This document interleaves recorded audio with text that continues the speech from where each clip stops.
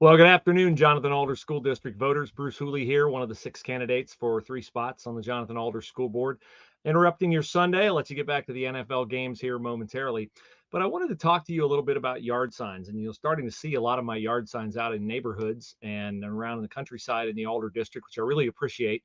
And I want to explain to you that I understand what a yard sign says. And then I want to explain to you how I came to a realization Saturday of something that I wasn't really aware would be a big part of serving the district if you privilege me in that way to be a member of the Jonathan Alder School Board. So, first of all, with yard signs, I realize that if you sign up in the form that I'll attach to this post and you request a yard sign and you put it in your yard, you are volunteering to attach your personal credibility to my name and my candidacy to represent you on the Jonathan Alder School Board.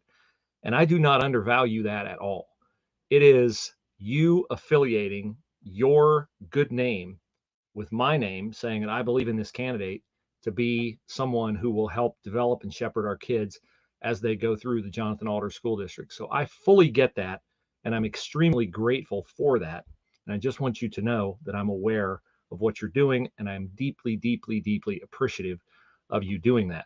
Now, the other thing that I wanted to address is that this has been an experience for me that has been really revelatory in a new way. And what is that new way? Well, let's talk about how does someone meet me? I have had 2 different ways of meeting new people through this campaign. Obviously, I know a lot of people in the district, having lived in the district since 2002.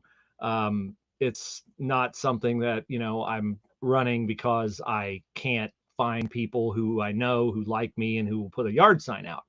But it's really cool when you have people who you get to know through a process. And through that process, you get to know them. And this brings me to the new revelation that I have, which is I expected to run for this office and be fulfilled by bringing my vision and values for the district to decisions of consequence before the school board. I felt like my professional background as a radio talk show host, analyzing local education issues, prepared me and qualified me to serve. I wanted to serve. I wanted to make myself available to serve. That's your decision whether I serve or not. And I was fine with the outcome of that. I just felt like there was a call in my heart to make myself available to serve because I think I was equipped and am equipped and gifted to serve in this way.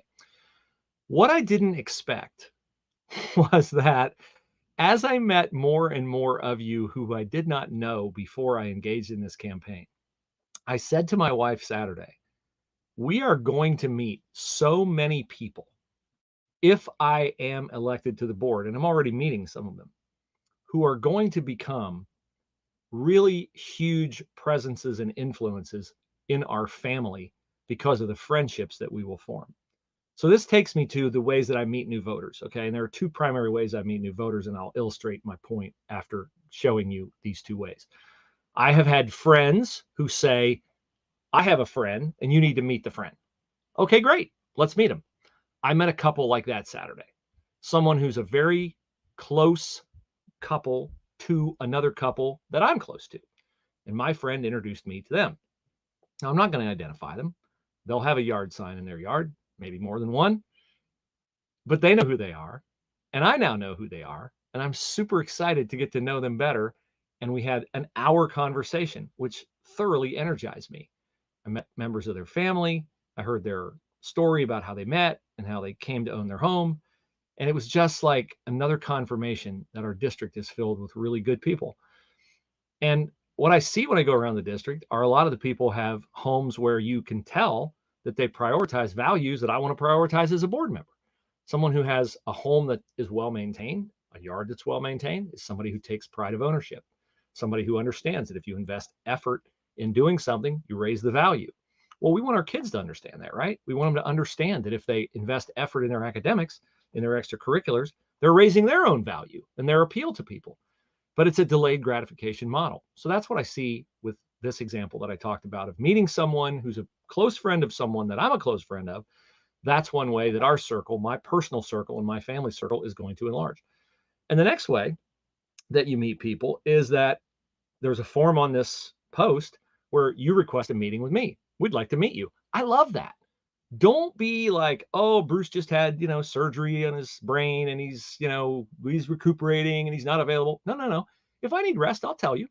But I had a couple that reached out and said, because it's important to them that they elect the right people to the board. They have children. It's important to them that they get the right people on the school board. And so they said, we'd like to come over and we'd like to meet you. I'm like, great, come on over. So they came over to the house. We sat down. We talked for the better part of an hour. Wonderful people. I feel like I've known them forever now. As an aside, we've been inundated with love from people bringing food in because of my surgery and trying to take the burden off my wife. And many of you know my wife because she's coached soccer and she's coached golf at Jonathan Alder, Sherry Hooley. And this wonderful, wonderful couple brought me amazing skinless chicken breasts and green beans, which is kind of how I have to eat now with the cancer treatments and reordering my diet.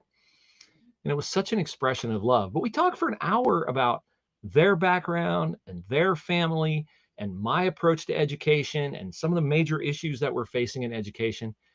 And I feel like I have two new, really good friends because they took the first step to say, investigating our candidates is important to us. We're going to go, we're going to spend an hour and find out, or maybe they thought 5 minutes. I don't know. We got into a conversation and it was great. So I come away from yesterday so super energized with the notion that, yeah, I was excited to run because I'm excited to serve and I'm excited to help the district make prudent decisions in the midst of all our growth and all. Yeah, great. Awesome reasons to run. I'm sure some of the other candidates share those same reasons.